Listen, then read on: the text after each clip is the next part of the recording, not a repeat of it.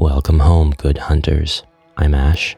This is HeroQuest, and I recently acquired and unboxed a game called Bloodborne, the board game. A solo playable dungeon crawling version of the epic video game of the same name sounds like a dream come true. Bloodborne is an epic Gothic horror masterpiece, and board game developer CMON pulled no punches in translating the visuals to the plastic and cardboard world. But for some reason, I just couldn't find myself being entertained by the actual gameplay. Tragically, it would seem that Bloodborne, the board game, was not for me. It's not for lack of presentation. All the figurines here are masterfully sculpted and give all of the beautiful hunters and monsters the presence that they deserve on the table, with one of my favorite enemies in the game, Vicar Amelia, being represented beautifully. I resolved that if this game wasn't for me, then I would find it a new home. But first, I was going to take all of the miniatures out of it that I wanted. But then that left me with a bit of an idea. HeroQuest Rise of the Dread Moon seems to halfway try to satiate the desires of anybody who wanted to see HeroQuest enter the Gothic realm. While I think it managed to do this to an extent, it didn't quite reach the same heights as some people who really wanted to see werewolves, vampiric transformations, and other eldritch horrors introduced into the beloved dungeon crawler. And so to that end, I resolved to make the ultimate Gothic horror dungeon crawling masterpiece, or at least a tribute to what that might look like. This is Bloodborne in HeroQuest. To pull this off, we're going to need to give Bloodborne the visual due it deserves on the board. This means a lot of 3D terrain, and it means a lot of Gothic 3D terrain. We're going to be using a crapload of Mantic's terrain crate products. I don't usually buy terrain crates, but all of this came with the Ultimate Edition of Dungeon Saga Origins, and it seems like it's going to be the perfect fit for what I want to accomplish. For example, this is just enough bookshelves to completely fill one typical Bloodborne room. Mantic components are small, they don't take up a lot of space on the board, and a lot of the furniture pieces in HeroQuest that traditionally take up 3 or 6 spaces can be replaced with this smaller footprint. Smaller furniture means more furniture can be in a room without affecting the playability of that room. Bloodborne is also a bit unique in that a lot of the furniture that you encounter in the actual video game is destructible. There are swaths of scenery that you can just tear through by rolling through it or swinging your weapon. It doesn't give you anything, but it declutters the room you're in. I did have a brief concern over scale in that some of the Mantic assets may not match the scale of the Bloodborne assets, but that was quickly relieved once I compared the size of this mummy to one of the hunters. This Mantic mummy seems to be smaller in scale until you put them side by side.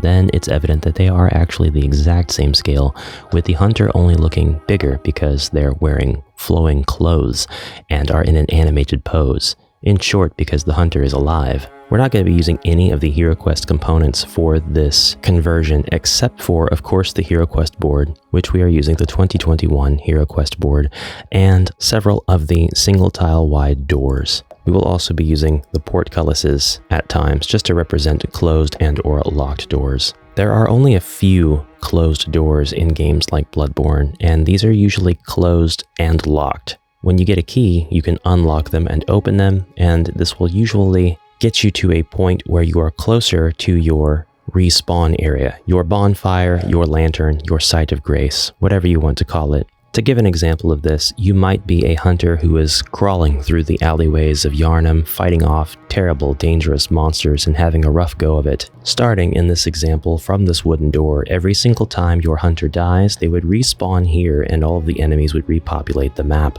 Opposite the wooden door is a portcullis. You cannot enter through it because it does not open from the side on which you are standing. However, as the player and their hunter are able to gain skill through repetition and grow stronger by turning in experience to level up, they are eventually able to make it further and further along the corridor without dying, eventually getting to the other side of the portcullis, which they can now unlock, typically through means of a lever or a key if it's a locked door. Which means that now, if your hunter perishes in battle, you will not need to go through that particular path again. You will now be able to access the shortcut and move on to an adjacent challenge. This is a quest design convention that we will stick to when we are creating content for Bloodborne, the HeroQuest version. Following this convention and just using Bloodborne assets along with the Mantic terrain crate assets, we've got a pretty decent quest going on. We can start here in this room. This is the safe room, and there won't be any monsters nearby that would be able to enter this even though the door is open, not unless the hunters draw undue attention to themselves by stepping out and getting into the line of sight of the monsters. Line of sight in the Bloodborne video game is very much, if a monster sees you, you've aggroed them. They're going to come find you, and you need to mitigate their attacks by utilizing your main arms and trick weapons effectively while dodging or blocking their own hits.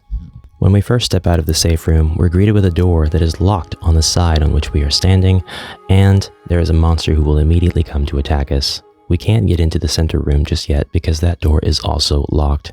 At this time, the assets should not be placed on the board, but I've placed them on the board so that I don't have to continuously be putting things down while I'm revealing the quest.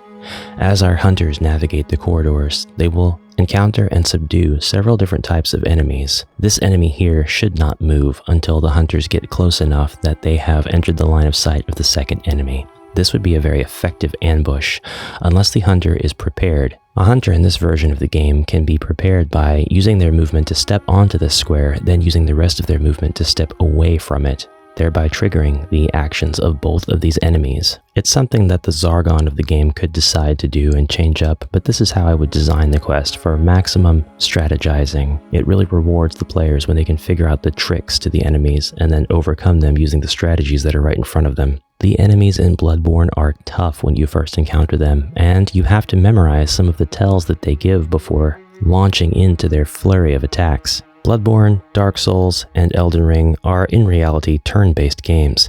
It's just never your turn to attack. But as your hunters continuously die, respawn, and learn how to fight the enemies, they are finally able to reach the other side of this door, which they can now open. Dying at this point means that they can respawn to the room, and after all of the enemies have been placed back on the board, they'll only have to fight this guy because they're entering his line of sight.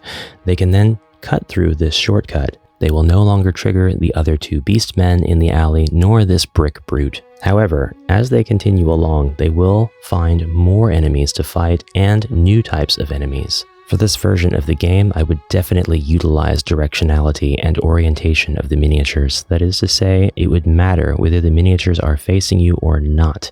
If the miniatures stand facing away when you enter a room or pass by the outside of a room, it means that they do not see you, and your movement alone does not trigger them to notice you. The player can learn how to sneak up on enemies and attack them from behind. They'll understand pretty quickly that this portcullis behind this beastman is locked, and they'll need to find a way to unlock it. They'll naturally be able to do this by heading into the next two rooms adjacent and taking out the monsters there. I have a couple of more corpses I can sit down here for flavor. At this point, I would really like to have some sort of lever device that the heroes can interact with. After they take out this enemy, they can interact with the lever, and this will open the portcullis door. As it's now replaced with an open door, if the heroes die, they will be able to respawn back here, and they'll only have to fight the Beastman and the second Beastman in the corridor behind the initially locked door before being able to progress on their quest. They will not trigger the frenzied mob to act. They will be able to go through this door and the next door, fighting off one more brick brute before being able to open the chest in the corner. By the way, there is another chest in this room, which is accessible once they have traveled through the outside alley. You may decide to populate this zone with monsters, or provide some additional challenges, such as making this door locked unless they can find a key, and perhaps the key in question can be dropped whenever they defeat a particular group of monsters not present. Well, the ones that I just placed now are present, but never mind. The contents of this chest include a key, and the hunters will now be able to access the center room with this key. So, once again, if they die, they'll be in the center room, they can step out, and they'll only have to fight this particular beast man before opening this door and being able to fight the boss of this particular dungeon. Now, this is only kind of a minor reflection, a poor imitation of the map design in Bloodborne. We're having to shoehorn the presentation of the game into the admittedly small tiled rooms of the HeroQuest board, but this is more or less the entirety of the quest design convention behind a Bloodborne version of HeroQuest. It is missing the 3D aspect of Bloodborne. There is a lot of vertical real estate in a FromSoft game. You could translate this by having ladders appear in places, perhaps over tiles like so. And if the hunters go to travel up the ladder, it is implied that the enemies below them are not able to see them because they're traveling up on the outside and going onto another building. Now they are on top of the building that is in the northwestern quadrant of the HeroQuest board, and nothing that they do will trigger any of the actions of the enemies below because they're just too far down to notice what they're doing. You can also use actual 3D buildings and place them on your HeroQuest board, which I'm always a fan of doing, to truly represent this directionality and this grand sweeping scale of a typical Bloodborne level. I really liked using the Mantic Furniture in this way, and it actually made me think about using the Mantic Furniture a lot more for my HeroQuest quests. There are a lot of really good pieces here, and I actually really enjoy the size of them. Also, it's really nice to have these elements of scenery that could suggest that there are outdoor spaces and not have to use giant, colorful outdoor tiles. And there's really something to be said for having smaller bookshelves so that you can make the grand library you've always wanted to see in HeroQuest. That's what these ladders are for, by the way. They're the kind that travel along the base of large bookshelves so that you can do stuff like this. Whoops. You can do stuff like that too. This is just one interpretation though, one of perhaps countless methods of adapting HeroQuest and Bloodborne, or making HeroQuest into a bit more of a Gothic horror. Or rather, just applying a Gothic horror theme to HeroQuest mechanics. Be sure to let me know what you thought of this presentation and what you think of this idea in the comments below, and I will see you in the next horrific adventure. Until next time, brave hunters.